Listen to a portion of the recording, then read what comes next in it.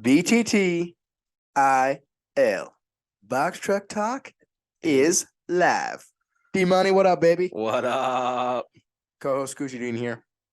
We're recording this Thursday night at approximately 8:50. Crazy thing is, K-State just punched their ticket to the Elite Eight over Tom Izzo's Michigan State Spartans. Let me tell you, immaculate game. Yes, I watched most of it. Incredible. Marquise Noel, Baller. dude. Last I saw, he tied the record. I'm sure he probably broke it. He broke it. He did? 19. Finished with 19? I believe it was 19. 19 20 and 19. 19 assists in one game. Yep. That is incredible. Super impressed with that guy. I was super impressed with him when they played Kentucky earlier in the round of 32. Also, UConn takes care of handedly Arkansas. Yeah, I think Arkansas had a pretty good game against probably the best game they played all year against KU. Yeah, I could see that too. If they didn't lose to Arkansas, I mean, like I said last episode or unloading, I had the It would have been, I don't know. I had them losing to UConn. Yeah. Well, and I hadn't really watched UConn until I turned it on after the K-State game because it went into overtime tonight. Dude, we would have it was a matchup nightmare for us and the Hawks. Yeah. UConn have a lot of big guys. Their big guys is pretty damn good, yes. Yeah. Which I had no idea. I've never watched. I had never watched them. My dark horse team, Tennessee Volunteers, playing right now. If I keep looking down here, that's why, ladies and gentlemen. Yeah, so I looked it up. Confirmed 19 assists. He had 20 points and 19 assists. Incredible. And he got hurt in the middle of the game, so he did miss some time. So a big point when he brings a ball up, and it looks like he's looking at Jerome Tang, and they're kind of like fussing back at each other. I saw this. It was in overtime. I think that was planned. Do you think it was decoy? 100%. Because he's like looking side eye. I could see it. It was if it was slick. Very. And then just backward alley-oop dunk. Awesome. Did you see the post game interview? Where the lady was like, "You guys seem to be going back and forth a little bit on the sideline and on some timeouts. Care to explain all that or what like that?" So let's get into this a little bit about bickering between teammates or even between coaches. Yeah. So, and I'm not going to specifically talk about this because I honestly think if you have a tight enough knit within the team that this is okay. 100%. So for example, the Xavier game the other night. Did you see that? No. Two of their guards. One was a sharpshooter, and one's kind of he might be like he's a 3 guard, but he rebounds really well. He does a lot of the small stuff. Yeah. We're like Xavier called a timeout, I believe. And they're walking towards the bench, and their teammates are separating them, and they're going back and forth at each other, back and forth. And they continue to do it throughout the huddle. Well, when a team is close enough, I think it's like, hey, they're brothers, and they're figuring this shit out by themselves. Yeah, they're doing it themselves. And what was reassuring to me through this whole thought process of watching this game, the very next timeout, they're sitting right next to each other in the timeout. And the sharpshooter the rebounder guy had just had a couple of big plays, and the sharpshooter guy, tapped him on the knees like, "Hey, hell of a job!" Like tapped him, saying, it's just like that was pretty cool to me. It was because sometimes you see that stuff and you're like, all right, well, these guys, they're just bickering back and forth, and they're doing it because they're a little bit selfish. Yeah, like that's immediately. That's my first. What you would think. That's initial thought process for me, and then I got to watching it, and it was like, I think there's a little bit more to this relationship than just them bickering back and forth at each other. Yeah, 100%. On the flip side, I saw, old Papa Scooch was telling me about 2 Memphis players that were doing that, and he said they were kind of getting into it, almost like shoving back and forth. And oh wow, yeah, Penny had that's the thing, and I don't know how good of a culture Penny has created while he's been there. But the culture's got to be in place before that can happen, for it to be something that's positive. Yeah. in my opinion. 100%. I do think though competition is good Absolutely. from a football aspect. Any competitive aspect. I think that like when you go back a little bit back and forth, some chirping's all right. You know what I mean? To an extent, don't Yeah. let it sway you from what the ultimate goal is, obviously. Yeah, 100%. Because everybody's competitive and you want to get the best out of everybody. Like I think in the end, we'll touch on the World Baseball Classic and a little bit down Yeah, the road. yeah. But the ending of that with Otani and Trout, I think that's good for the both of them. Absolutely. I think. You got one of the best pitchers and hitters, period, in the game in Otani I mean, best overall players, honestly. going against the best pure hitter of this generation. Yeah. Strikes him out. And quite possibly strictly one of the best strictly position players of this generation. Yeah. With that being said, World Baseball Classic, like I said, You want to stick on a little bit more college basketball before we? we can. What do you have to bring up here? Well, I just want to go over a little bit of Yeah. What we think for matchups this week. Because what's the Tennessee score? We'll get updates as we go along here. It's not commercial. Commercial. Oh, I got it at the top of my ESPN. 13-8, Tennessee. We did talk about these 13 minutes matchups left. on unloading though. Oh, we did. Yes. Yeah, we did. Sorry about that. No, you're good. Um. I can say from here though, Tennessee's defense looking good. Well, it's kind of a fluke that FAU's there. Let's be honest. But FAU is getting a lot of offensive boards, which I don't want to say is concerning, but surprising to say the least. Yeah. So let's go ahead. Let's dive into unloading or into World Baseball Classic. And to lead it off, I just want to start. We're kind of going off the cuff tonight. We had a plan to have a good friend of mine on here. He got stuck doing some stuff at work. I say work. I was like, he's playing a game. That's well, no. He's at the facility. So we were gonna have a baseball player on. He actually played in the World Baseball Classic, which was where I was going with this, leading it into the World Baseball Classic. Yeah. He wants to go next week. We'll get him on next week. It'll probably be the following week. We have, like we said in unloading, we have an XFL guy for next week, but we'll probably record him next week and ultimately he'll be on the following week. But yeah, let's dive right into let's start with Japan, USA. Great game overall, in my opinion. Yeah, phenomenal game. I know all of America's was. Fun fact, all of America's runs were scored by Philadelphia Phillies players. Yeah. So if the Phillies didn't allow those guys to play. How good are the Phillies going to be? They're going to be all right. Bryce Harper comes back middle of the year because of his Tommy John. But you also have Trey Turner and Kyle Korver. So I have a buddy who works for the Phillies. They've got that going. What does he do? He's actually a content creator for the Phillies. That'd be kind of cool. I threw against him in college. He went to Central Missouri. So content creator, like media stuff. That's what he does? Yeah. So he basically is on the field during pregame, in between innings. He's like the guy who gets the video of them coming in and out of the dugout. Yeah, that's cool. So pretty cool. Look him up on Instagram. He promotes the Phillies and stuff on Instagram. Jace Kaleko, I believe is how you say it. That's sick. And if you listen to episode 1, I think Philly's got one of the best uniforms, period. Not even just in baseball. I think overall, when they start to add that more blue, just incorporating more blue into their uniforms, phenomenal. But back to World Baseball Classic. Yeah.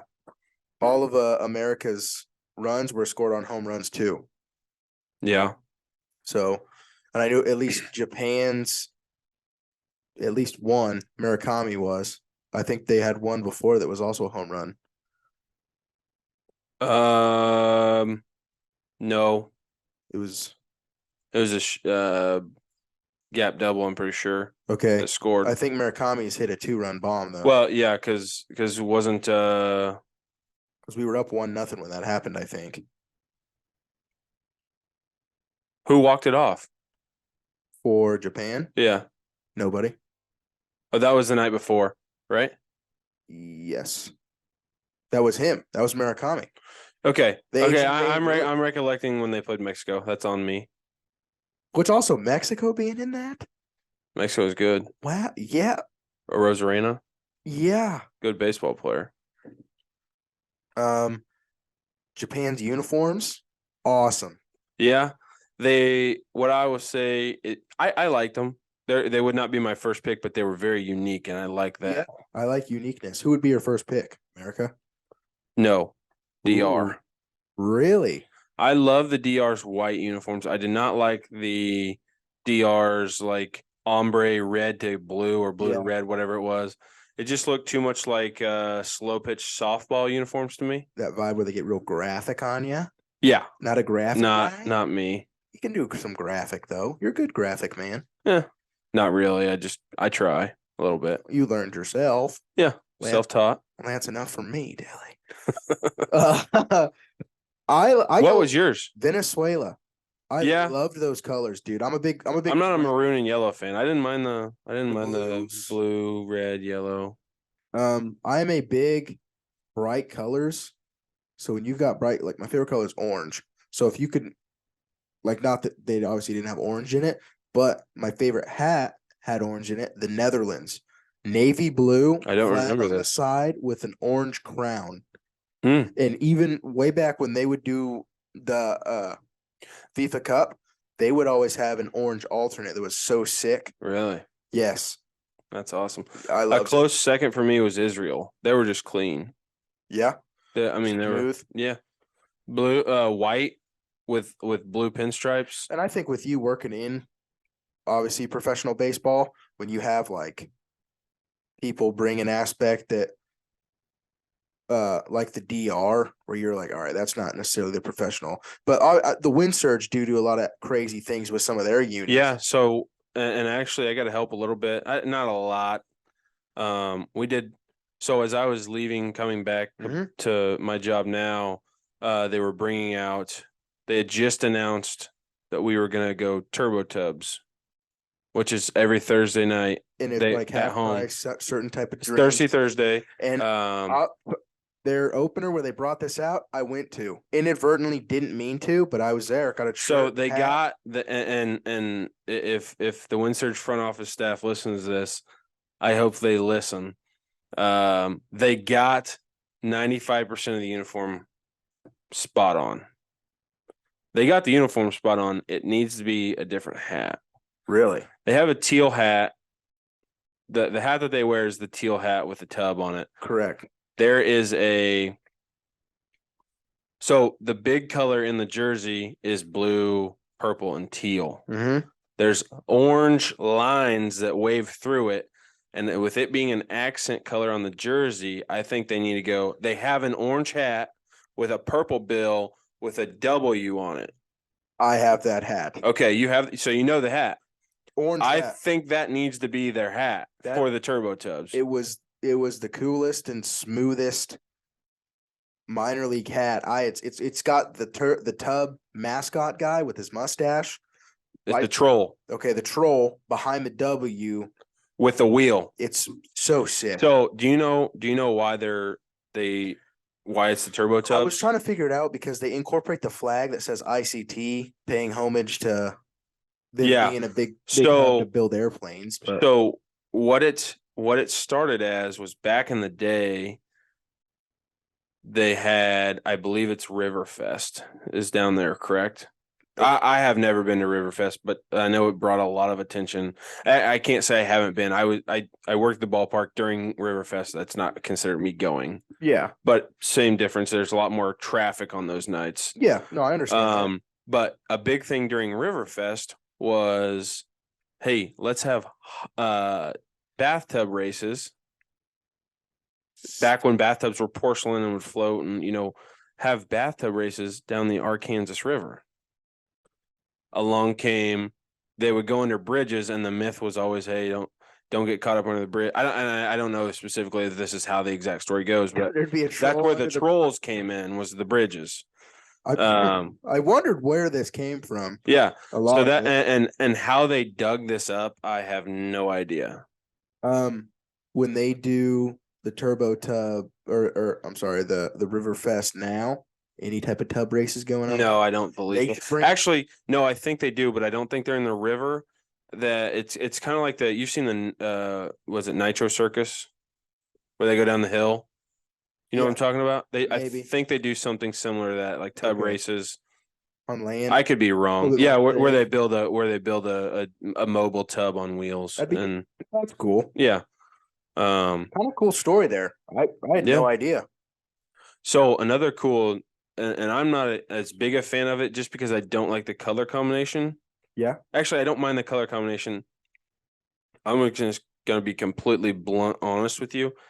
I don't like the uniform. I think it could have been done differently. It's a good uniform and it pays homage to what it needs to pay homage towards. Yeah. But the Tumas Vakas jersey, I think could have been done cooler. Mm-hmm. And that's not the whoever designed it, good job, because I don't have any business designing that stuff. Yeah. Um Well, you're entitled to your opinion. yeah, it wasn't my favorite. Not that I didn't like it, I just wasn't my favorite. It's a black jersey, that's why. Yeah. Not a big And the pants that went with it, different, like a color. abysmal. No, they were black. Black pants, black If you're jersey going black on black, with a tried it. lime green hat with a purple bill or a pink bill. Sorry. So what it was it was a black jersey with green and orange flowers with pink trim, pink basically jersey outline essentially. So my question here is, how do these minor league teams and organizations have enough money to buy all these different jerseys? I get where you're going with it, but how they make enough money Yeah. is the promotion itself. Okay. Does that make sense? So like, So they yeah, have enough explain money. this, They explain have this. enough money because they buy a jersey for a Mhm. certain amount. Yep. And it may not be the exact same jersey that the team wears on the field, but the jersey that they sell in the team store obviously is marked up for whatever it's cost Oh, okay. from what they get. But the fans buying the merchandise that goes with the actual jersey on the field That's what pays easily for it? pays for it. Okay. Yeah, I mean, think about it. There's 10,000 fans in the stand on a full night, and everybody has something Tumas Vakas. Well, there's only I can tell you for a fact there's only a roughly 60 Tumas Vakas jerseys down there. Now the hats is where it gets expensive. Yeah. Um, Because those guys. and newsflash, when they say official on the field hat, it is the official on the field hat. You know where I went to get hats? The team store.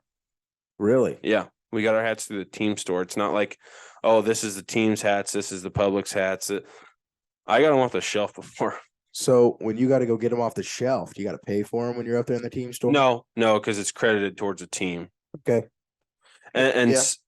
and I don't know if I can say anything about how the business side of it's ran, but I don't want to spill the beans for if it's confidential. But yeah, and it's crazy the guys that because the guys don't have any reason to like or dislike one jersey over another. They don't have any, like, guys could care less about the Tumas Vakas. Mhm. Guys could care less about the Turbo Tubs if they don't like especially the pitchers that are throwing that day.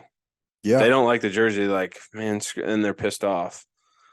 Because then that's like we talked with Caden last week. Was it last week? Yeah, we talked Starting Caden. pitcher picks. Starting pitcher picks a jersey. And that was actually one of my jobs every day was as soon as the starting pitcher got there, Ask him. ask them what we're wearing and report it to the staff. And if the other team had the same color jerseys, so we had red jerseys, Mm-hmm. and the other there's other teams in the league that have red jerseys. Like Arkansas has red jerseys. Yeah. I believe Northwest Arkansas has red jerseys. Mhm. So you got to go tell the other team as well. So that was one of my jobs was, figure out what we're wearing that night and notify people. So, but if I'm a starting pitcher and I want the red jerseys, but it's Tumas Vakas night, Tumas Vakas it is. well, I figured that. I'm just saying Tumas Vakas had its own like set schedule where you Yeah. would wear those. Yeah, so last year I believe it was every Wednesday. You'd wear those. They've they've dialed it back. I think they only have 4 dates throughout the entire season. Okay. Now is every home Wednesday, Okay. which the season's long, but you get to look at the schedule. There's only 10 homestands. What was the promo? So Thirsty Thursdays for Turbo Tubs. Was there a Tumas Vacas promo? Or anything? Was The all the like Modelo, Dos Equis, like Corona? Latin beers were I think discounted. I'm not 100% sure exactly the full lineup of that, but sick. yeah, I mean they try and Oh yeah. decorate it up as good as possible. The one that I stood true to when I was the clubhouse guy, Mr. Schweckheimer, which I never got a chance to meet. Heard he was a great guy, but he's a guy who brought the team to Wichita, basically. Okay. He was the owner, and he unfortunately passed away from COVID. His dream, and it may not have been his dream. I think he just always said, "Hey, I want to wear the red uniforms on Saturdays." Ooh. And I made sure we wore the red uniforms every Saturday because I mean I wouldn't give the pitcher an option on Saturday. I said, "All right, we're wearing red. What hat do you want to wear?" Really? Yeah. So you were the starting pitcher on Saturdays. essentially, You're the guy. little two-seamer. Folks, we have gotten into blitzball. Yeah, let's get into Incredibly blitzball after we talk the rest of World Baseball Classic. WBC. So as we talked, it ended with Shohei Ohtani striking out Mike Trout on a nasty slider. Yeah, and I asked you this today, so I know you've seen the video. For those of you out there that have seen the stick figure pitching video, I don't know, it's roaming around TikTok somewhere. That stuff is nasty. 102 up, 100 Away. middle. No, it was middle. And then 88 just going basically straight sideways. Terrible. I Dude. couldn't touch it. Neither did Mike Trout. And I don't know. I mean, you played baseball through high school. I probably never really stood in on a ball that's breaking like that. You know, a true breaking ball like that. Yeah. Especially if it's coming at you, Mhm. like dipping in towards you. I couldn't imagine. And it's incredibly fast. So Oh. in the back of your mind, you're like, okay, well, I know his fastball is 102. I'm not touching that if it's straight. I'm not Dude. touching 88 if it's straight. Something I do want to touch on about the World Baseball Classic, and it was something I was hoping we could ask my buddy that was going to get on with us, and we will here coming up in a couple weeks. Yeah. You know, baseball is baseball, but MLB's been changing some rules up, specifically for their league. I was curious, and maybe I don't know. I was curious. Do you think did they check the pitcher's hands in between innings? Now that you say that, I don't. I think never saw didn't it. see it. Because old boy from Japan's hand. We talked about that. We talked about this multiple times this past week after old boy used a rosin bag 97 times in one inning. His hand had to be sticky from all that rosin. No doubt. Like you said, though, they put it out there for a reason. Yeah, I to use think it. they're like, if you're gonna, it's kind of like how the NFL has like those things you can spray your gloves with a little bit. Yeah, we'll stick them. If you can do it, we're gonna control the substance you use, I think is what they're saying with that. Like you said, it's used to dry up your sweat, so it's not slippery. Mm-hmm. But I know it used to be pitchers would use like sunscreen and they do all this random other stuff, and then obviously Spider Tack put it on the map for. And pine tar's obviously always the ones that get me are when they like pine tar their neck. Like you can see that. Like, do you really think?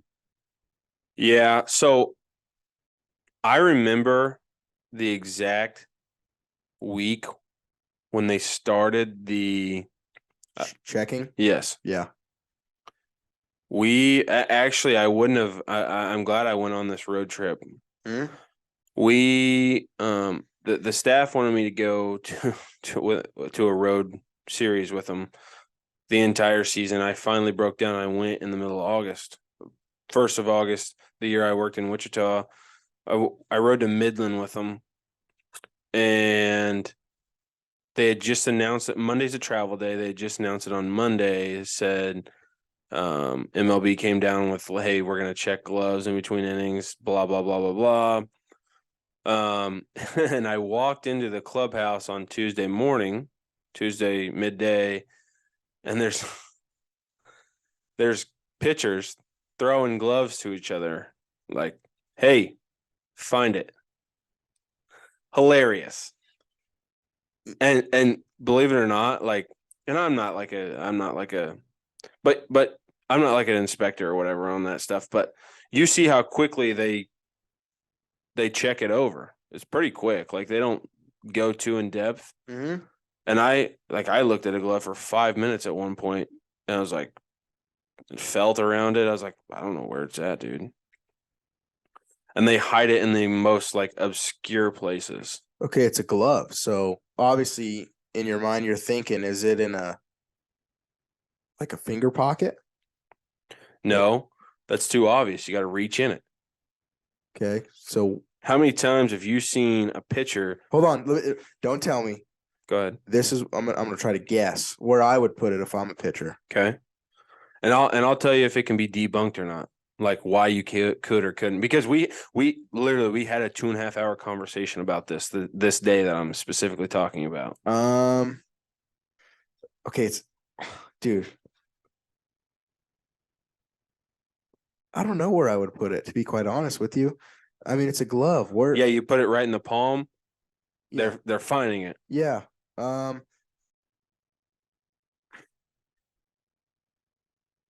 The only thing I could think of that would, but it'd be too obvious me reaching for it in between pitches, would be roof of the wrist is the only place I could think of. Yeah. So a lot of people think you just gotta rub your fingers on it. To feel it? No, to get the effect of what they're trying to get. Yeah. How many times have you seen a pitcher do this with his glove or mess with the strings on his glove? I thought about the strings. So the best way to get this, and maybe not the best way, but the way that the guys that I know that were doing it, it was like a pinching motion. Really Like rubbing this. Really rubbing it.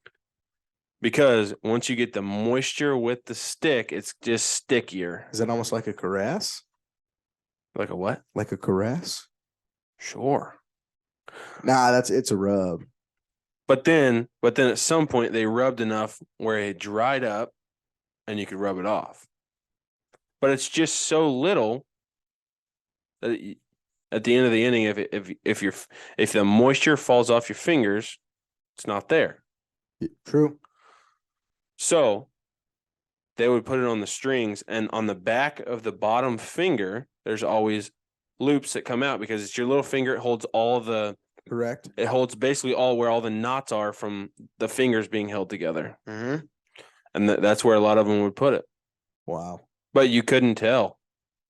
Because it just wasn't. It didn't And some feel of them would put it so heavy on one and then shade the other parts of their of the strings in with a marker. So it all looked the same. So they're not going to feel on the string because they all you're pretty all much saying 7 strings look the same. Is everybody uses it? I'm not going to tell you everybody, Did they all use it when you were there? but I'm going to tell you I got the mail. And when a cartridge about that big and that big comes in, it's not hair gel. Was it the spider tag? Wasn't labeled spider tack, but it had the same purpose. Nice. Now, I'm not telling you who used it. Well, obviously not. Because I still think more than 50% of the guys in the MLB use something, The other thing I will tell you whatever it is if umpires really wanted to catch people, they could. If you went to the bullpen before the game and did a search, Yeah. You could catch them. My favorite is always when they're checking them walking off the field after they got rocked for like 6 runs. And then I'm Yeah, just like, somebody's gonna get hurt one of these days. and I'm just like, hey, I gotta check you. Yeah, Come on. and I've talked to the umpires about it too. They don't want to get you in trouble. They're like, we got to. They want to like you just as much as anybody. They want to be. They don't want to be your friend while they're doing their job because they're doing their job, but off the field they care about you. Like not care about you, but they. And I'm not saying they don't care about you, but they want you to do good. You seen the picture for the Cleveland Guardians, who just keeps grabbing at his hair? Have you seen that guy? No. He does it repeatedly. And he doesn't have a lot of hair. Here's what I will tell you. Some of those guys do have like in between pitch routines though. Yeah. But I mean, we're talking like that would be a rough spot to put anything sticky enough to make a difference, I will say. No, I'm not saying that. I'm saying it's like weird. Oh yeah. Yeah. Like, why are you just now I will say there's the guys that here was the other spot that they had to check. They check glove, they check hand, and guess where else? They check 4 spots: glove, hand, hat, and you're never gonna guess the 4th one. Belt. The inside of the belt. Well, I just guessed it. James Karinchak. What's his pitcher's name? Sorry, I'm not trying to get off on a rant about Spider Tack when we're trying to talk WNBC or WBC. I like it. It's an interesting side of things. The other thing that's crazy is the mudding of the baseballs. You ever mudded a baseball before? No.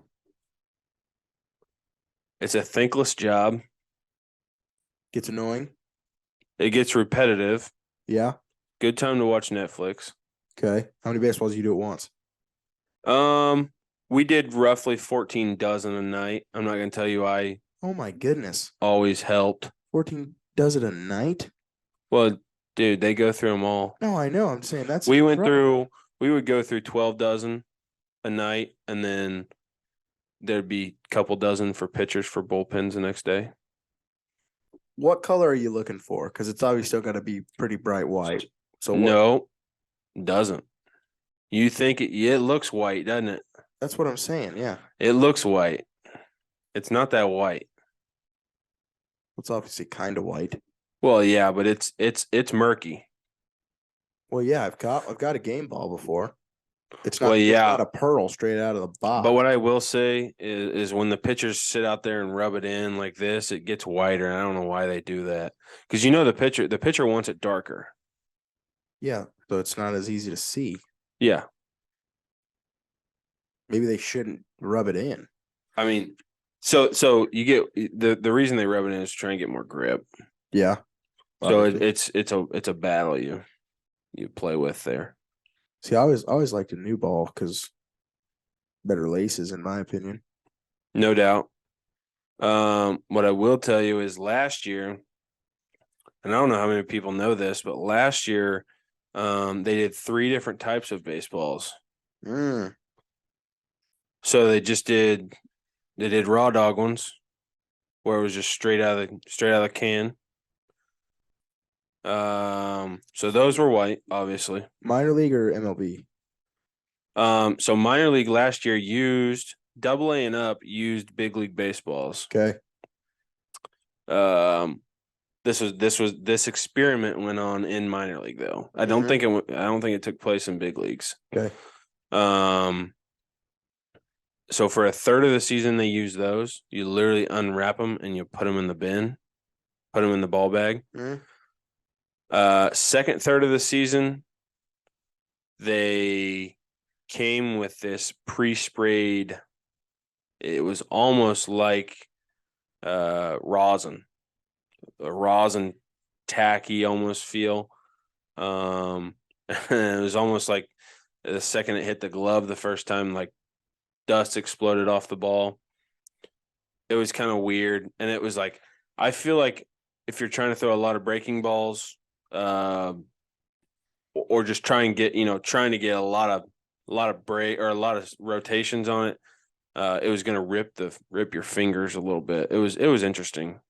And then the last bit in the last third in the playoffs, we actually rubbed baseballs up, just like normal. Still big league baseballs, but normal baseballs.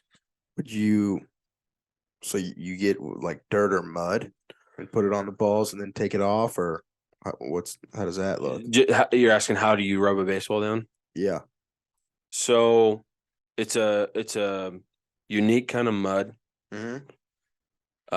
It's a mom and pop shop, actually. You have to buy your mud from this place. One place. Everybody buys their mud from this one place. Everybody. Not just Sounds like a monopoly, not a mom and pop shop. well, it is to an extent, but they're not the only people who make mud. They're just the only people buy mud from. If that makes sense. Sure. College baseball, I'm sure, buys mud from different places just because this stuff is not cheap. But this is who the MLB requires you to buy your mud from.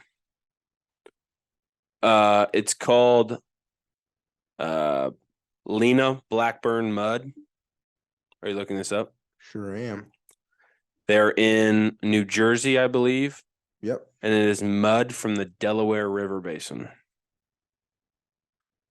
Just what? No way these people are just getting buckets of mud and selling it. That is exactly how they do it. Yeah, I know. There's a whole video of this person. It comes in a can about this big. If you can see that, about this big and about that big around. And I'll tell you even how much more mom and pop they are. So when I was here at Butler before I went to baseball, and I still do, I buy mud from them for here because that's how we mud our footballs down. Really? We use Lena Blackburn mud to mud our footballs down. Folks, a personal size mud can, very small, is about the size that you talked about. $100, right? No, 25. Oh, that's way smaller. It's about this big. It's like a small, the small Play-Doh deals? Yeah. That's about how big it is. Well, look how big my hand was when I was showing it. Fair enough. Baseball rubbing mud, institutional size. 65. Anyhow, I called them because I had used a school credit card. And it was Lena? No, but it was the wife of this company. It's literally ran by a wife and her husband, I'm pretty sure. I called to get the receipt and the tracking number for when we would get our mud and the receipt so I could, turn in an expense report. Tell me it was handwritten. No, it was. I was like, that'd be real mom and pop. No, it was because she said, yeah, I have it in a file here somewhere. She's not like looking through a computer file. She's like thumbing through a freaking filing cabinet. I'm like, are you kidding me? And you guys supply mud for the entire MLB and MILB? Incredible. But it's they don't let anybody know where they get their mud from because there's a lot of people that try and replicate it, and there's only like a certain stretch of the Delaware River that you can get this mud from. Wow. And they own the rights to all of it, I guess. To all of the Delaware River? No, the stretch where you can get this mud. Oh.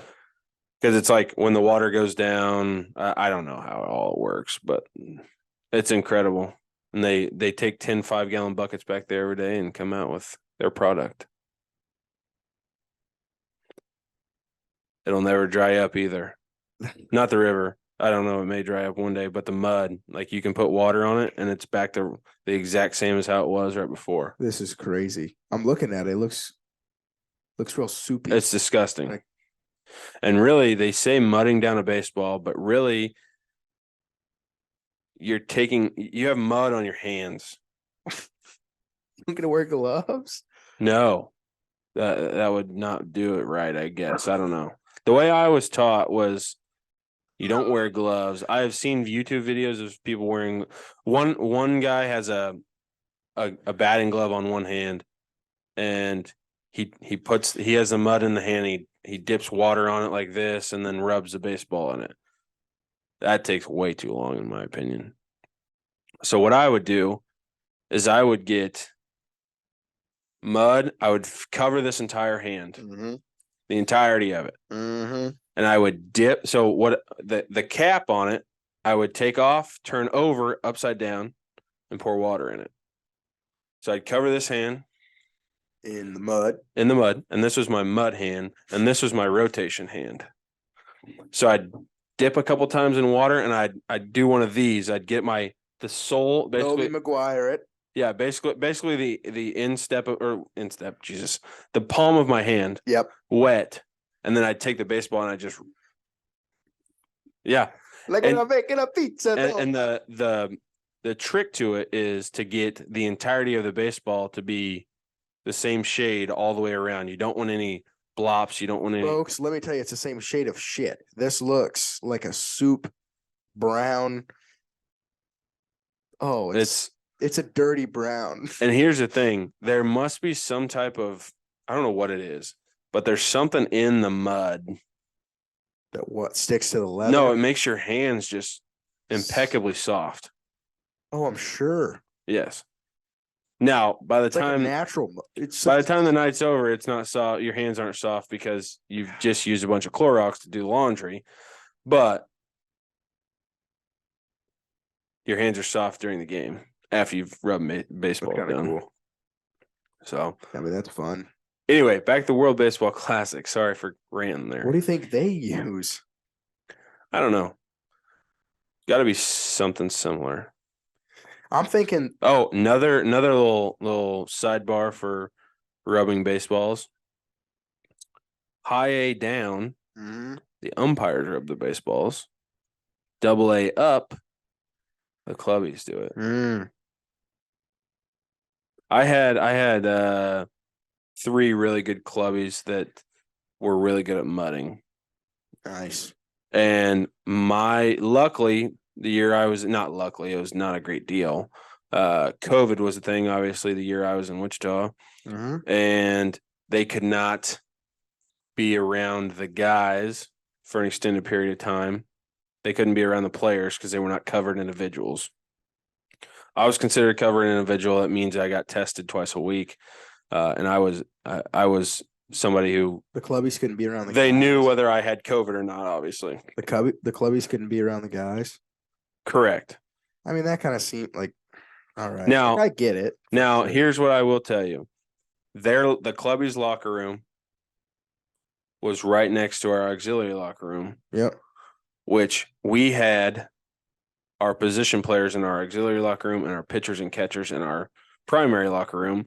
So my clubby guys, they got to know the position players really well. Mhm. And it was away from everything. So there wasn't as much travel over. There wasn't a lot of people coming through over there. So you get by with it a little bit more without having administrative people come over and be like, hey, like, we're going to have to write you up kind of thing. Yeah. Which my guys were really good. They didn't step outside the boundaries. But where I was going with this was they couldn't go down in the dugout during the game. Now that was my rule. I said, listen, even if you could, even if they got lenient with us and was like, hey, you guys can come down here even though you're not supposed to, I'm gonna tell you no, you can't. Not because I didn't want them to go down there, but I didn't want the people in the dugout to be lenient with me, and then someone somewhere else see it and be like, hey, who the hell are these extra 3 people in the dugout? Mhm. The only time I'd let them come in the dugout was at the very end of the game, because that's when post-game cleanup would happen. We go to the dugout, we go to the bullpen, and then obviously we clean up the dugout. But they couldn't go out in the dugout during the game, so they would rub baseballs during the game. So it seems like your clubbies probably hated you. They loved it, actually. Did they? Actually, one of them still works there. As just a clubby? Yeah. But COVID's lax, so Correct. can you Correct. be in the dugout finally? Yes. Because it seems At least like, I did last year. it seems like No, it was just a clubby. the real cool part of having that job. They just don't get the sweet spots of being around the guys that you know are gonna probably be major leaguers at some point, and then Actually, the coolest place to be around those guys is in the clubhouse. yeah, but you just said they couldn't be around them. Yes, but they could be in the aux clubhouse with them, essentially. They could be in the vicinity. We'll say that. Yeah. Well, they got to know, like, Gonzo, which was one of my clubbies, and he took over for me afterwards. Him and the guy that we were supposed to have on tonight were got to be like not close, but like they gave each other shit every day. I don't know. It was an experience. Sounds awesome. But what need a score update? What do we got? Tennessee up still? Yep. Folks, it is halftime. Also another commercial. Good Lord, I got you. I'm pulling it up. Dude, nope. I'm already on it. Tennessee 27, FAU 22.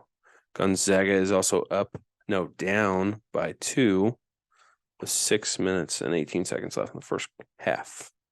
They'll pull it out. They're the Yeah. better team down the stretch, I think. UConn beat the brakes off of Arkansas by 23.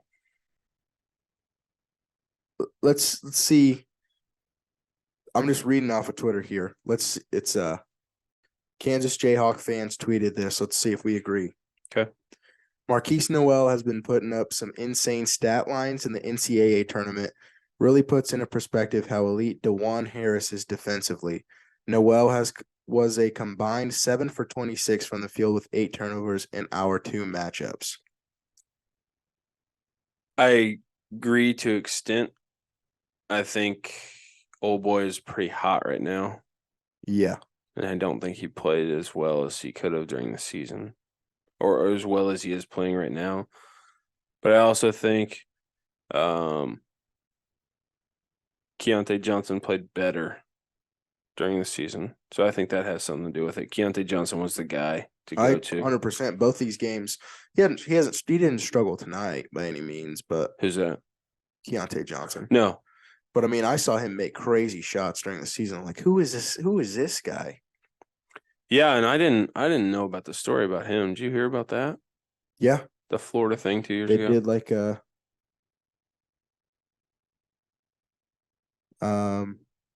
They did a little special on it. and then someone said it's funny how KU fans will use anything to make themselves look less bad and put attention all back on them when it comes to basketball. Well, here's what I'll say to that. K-State fans, you do the same thing when it comes to football, like you should. You reign supreme there. I have no problem with that. But I think that stat line does show how good DeJuan Harris is defensively, and that's not really talked about a lot. Kind of odd. Well, it was late. Throughout the course of the season, no. But defensively, DeJuan Harris kept KU in multiple games. Yeah. Late in the season. And I get what they're trying to say here, just odd. It does make KU people look thirsty saying that. It's like, come on. They're thirsty as shit. Like, you know why? Because K-State's still playing and we aren't. I get it. It's fine. I will say I'm rooting for K-State, though. I think I'm going to be a Big 12 guy until there are no Big 12 teams to root for. Unless it comes down to the national title and there's 2 Big 12 teams, I'm not cheering for K-State. Here we go. I'm reading up an article over ESU baseball. How did our boy Caden do? Caden Williams gave the Hornets a 4-1 lead with a 2-out RBI single.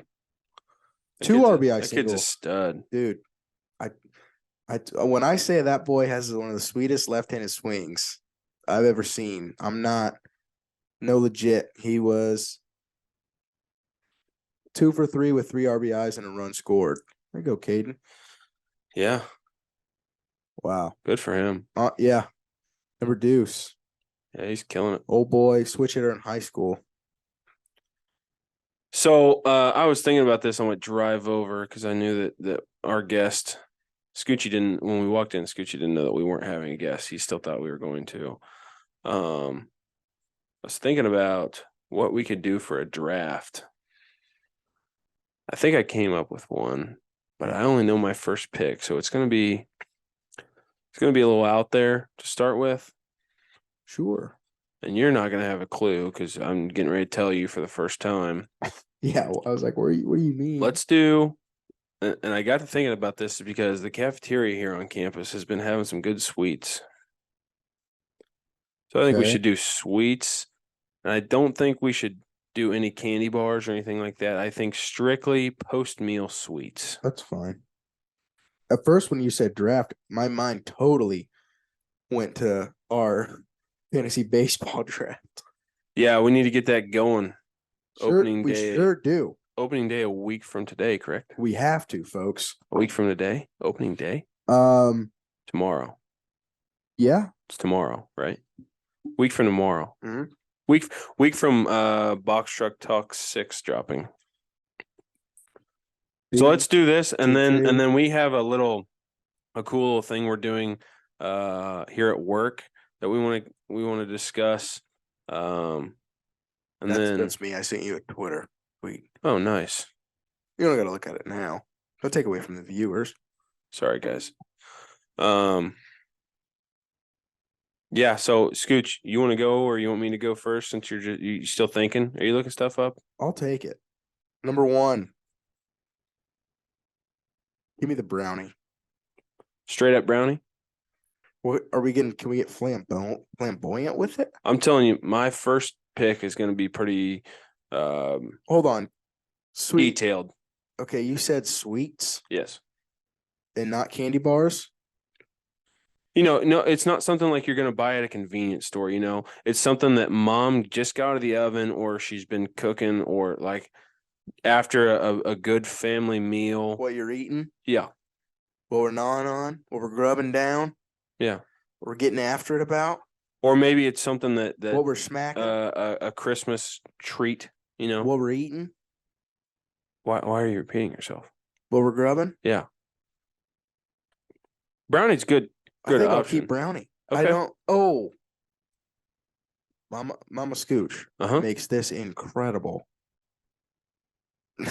Here's what it is, folks. You ready? I'm gonna look at the camera for this one. This is insane. Insane in my memory. Oreos. Lets them get a little sog in the milk. Takes them out. Fridges it. Cold, soggy Oreos. Okay. Lays it down on the bottom. Thin layer of like Cool Whip. Tops it again with Oreos. Still soggy. Bigger layer of Cool Whip. Strawberries. Oh, I've never had that. That sounds really good. Mama Wagner does number 2. She calls it, I don't know if I could say it on here, How bad could it be? better than sex cake. Oh, that's what? Here's thin layers of caramel infused chocolate cake with Cool Whip on top and you Snickers. can't choose number 2. No, I'm describing these things. Number All right, 1 is anything with cut up Snickers in it is delicious. Number 1 is better than sex cake. So that's my number 1. All right. Now that you've got me very detailed. My number 1, and I don't have it that often, but it is my favorite cake. Oreo crust, chocolate cheesecake, drizzled with Hershey's syrup. Chocolate Syrup. I don't need no freaking fruit on top either. It's just straight up. Just straight up. Sugar. Chocolate on chocolate on chocolate.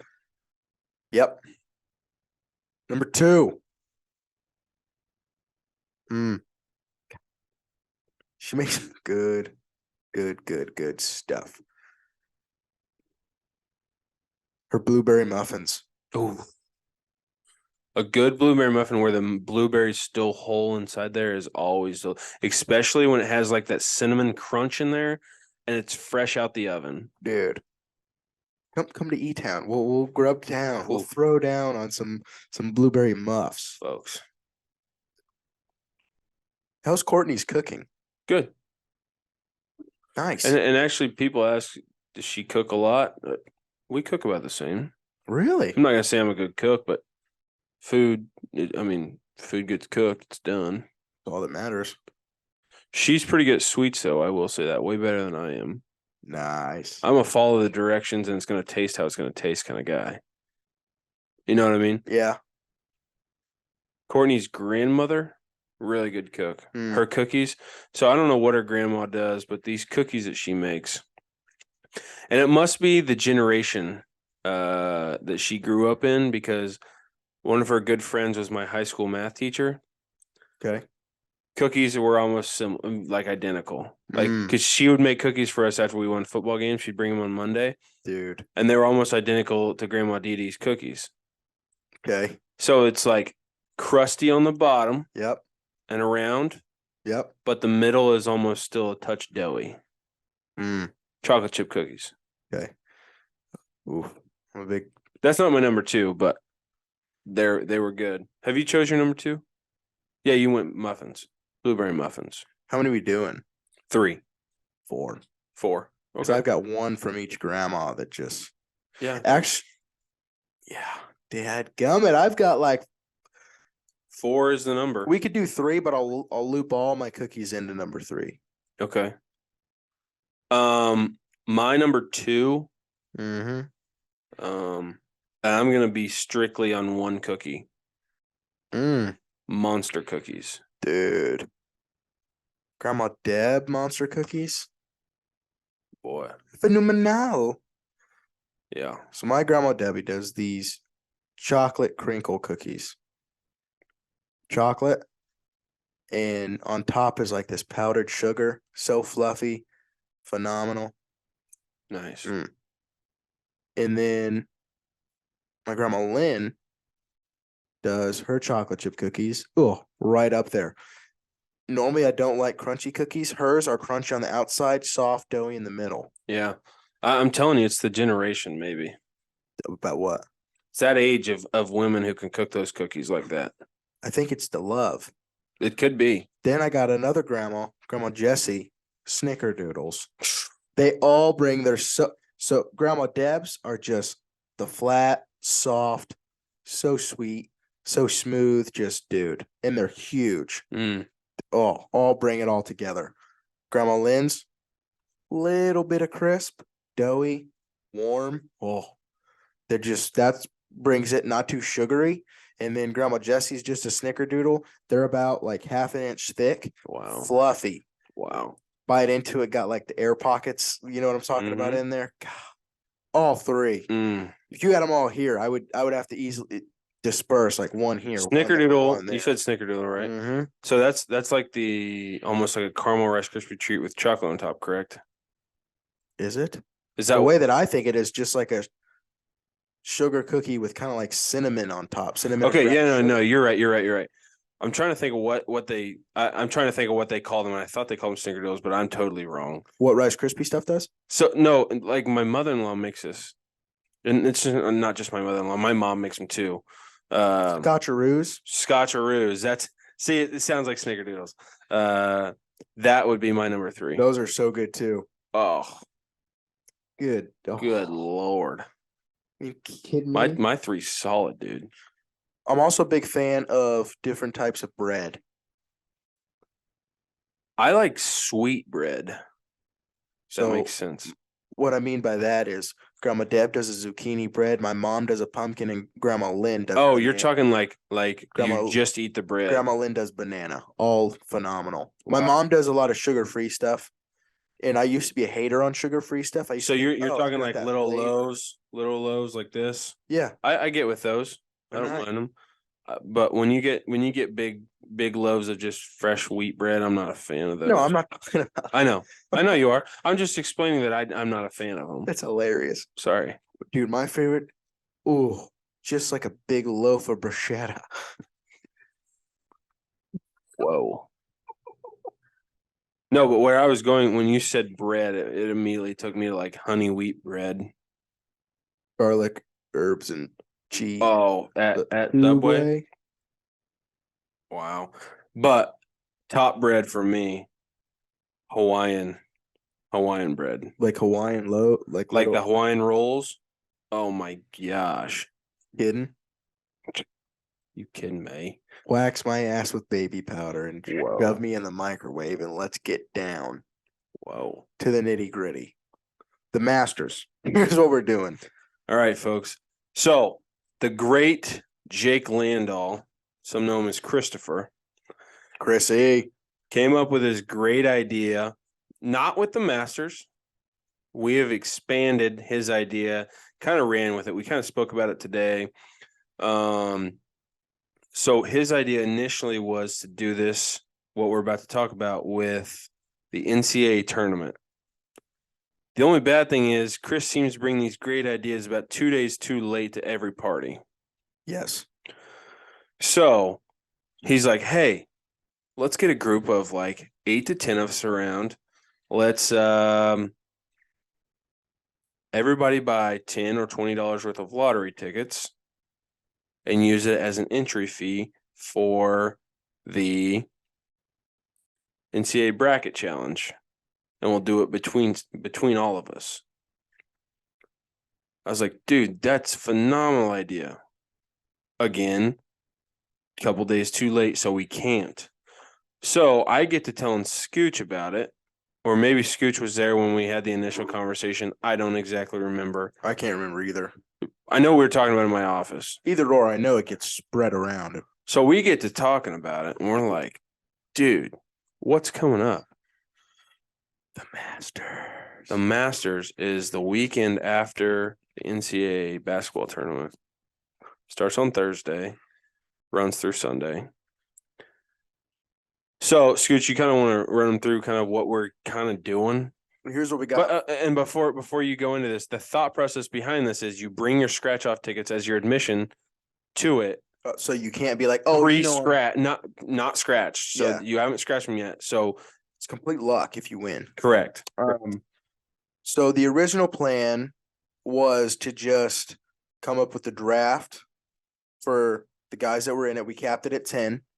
You put all of the golfers' names in a hat. Like, say Dallas goes first. He walks up, picks it. It's some golfer you've never heard of. Then I go up there, boom, I get like John Rahm. So it's complete luck. The next guy gets Jordan Spieth. The guy behind me gets someone you've never heard of. So that's what it was before. We liked it. We're like, what else could we do to make it a little better?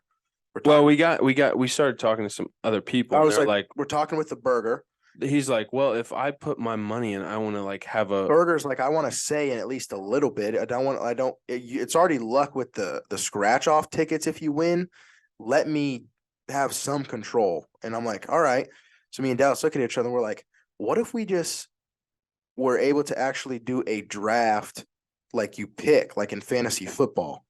So we didn't want him to have total control. And we were like, okay, you can't draft everybody though. It's got to be some luck. How many players are in the Masters? We look it up. It's 90 to 100. So we're like, what if we get 10 people? Each person picks like 2, and then we go and you draft 20% of the field in the Masters. So basically, we said if there's 10, if we get 10 people, we were going to do 20 picks. If we got 8 people, there was going to be 24 3 picks of 24. Yes. Yes. 3 rounds of 8. So it'll be 24 picks. I believe we got 10. Right, We have 10 right at now the we're still moment. kind of at 9. We got a guy on the fence. He'll be in. We'll be fine. Big WWE guy. We'll be fine. I'll pay his lottery tickets if need be. He's a grown man. I know he is. He I know. can do it himself. Anyway, so what happens is we draft that top part, and then after that, anybody remaining goes into a hat, and we draw out the rest of them. And to win, now you're like, okay, they have their teams. How do they win? It is not whoever gets the winner is the winner. It is at the end of the tournament, you add up all of your players' ending position. So you could have the guy that got first, but you could have the guy that got 65th. Now you have 66. The one with the lowest amount of score of their end placings for the players on their team is the winner. Yes. Just like golf. Correct. So all of it'll end up being about 10 people per team, probably. Yeah. Well, and I Give or think, take a few. and I'll look it up as I'm talking, but the other day there had been a confirmed 84 people that had confirmed that they're going to be at the Masters. So it would be, I think the least amount that we draft is still 20, even if there is only 84, and then pick the rest of them. So it would be, I think it's going to be anywhere teams of 8 to 10. So it was your idea to add up everybody's place, which I think is great. Yeah. I think that's That's a very smart thing to do.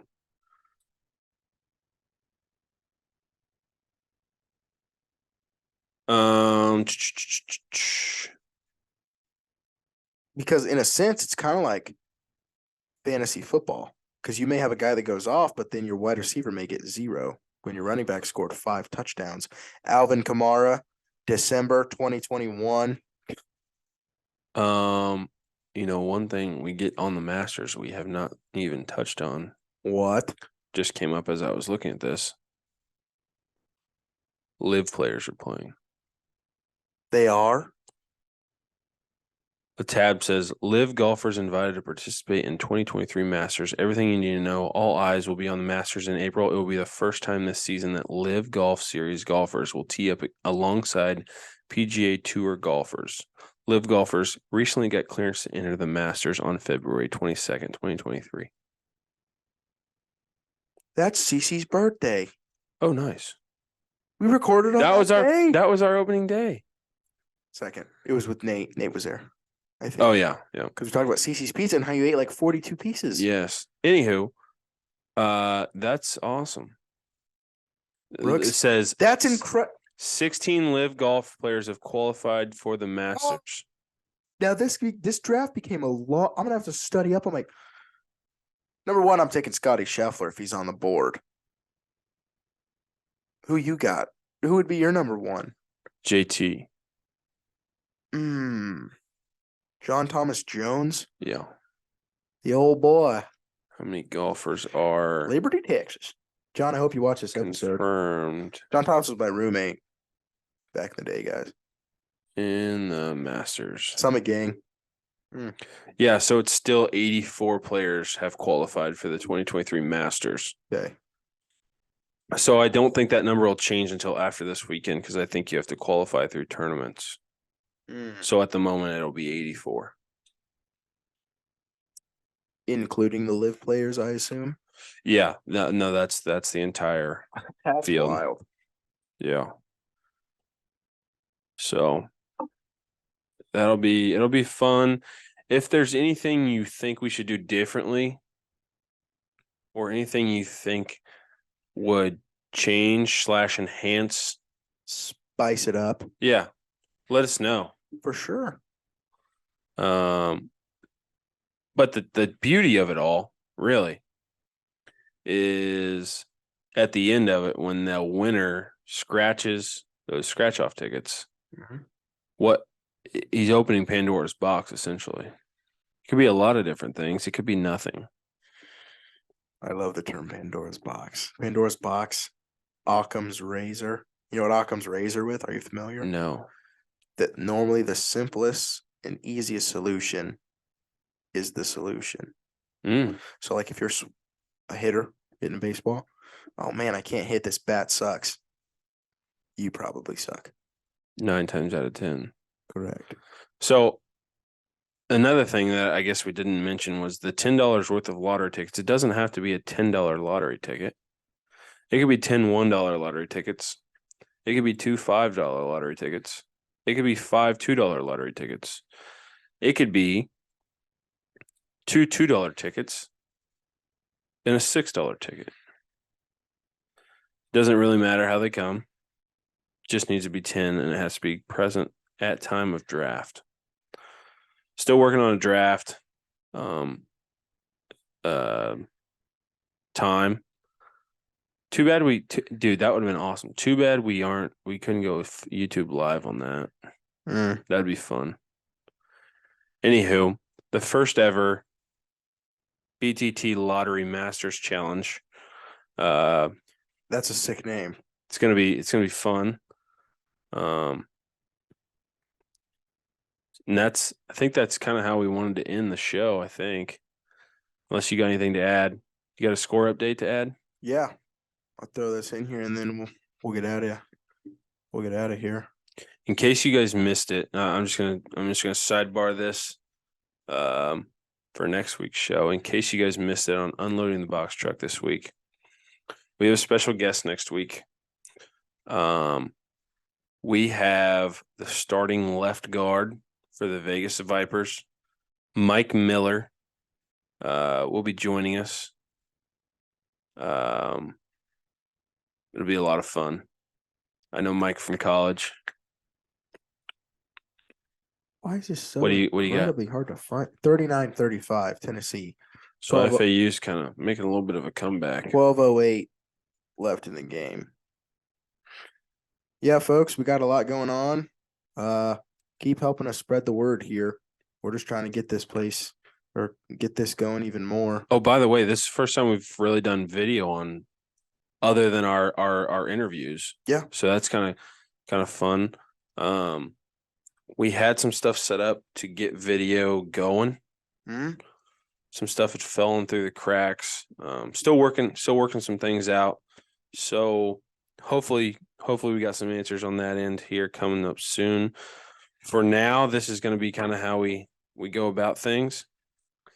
But holy smokes, my stuff just updated. Did you see the UCLA Gonzaga halftime score? No. 46-33 UCLA. No. Yep. Not to keep you guys hanging though, folks. Sorry. Baby. Fired up. You guys listen.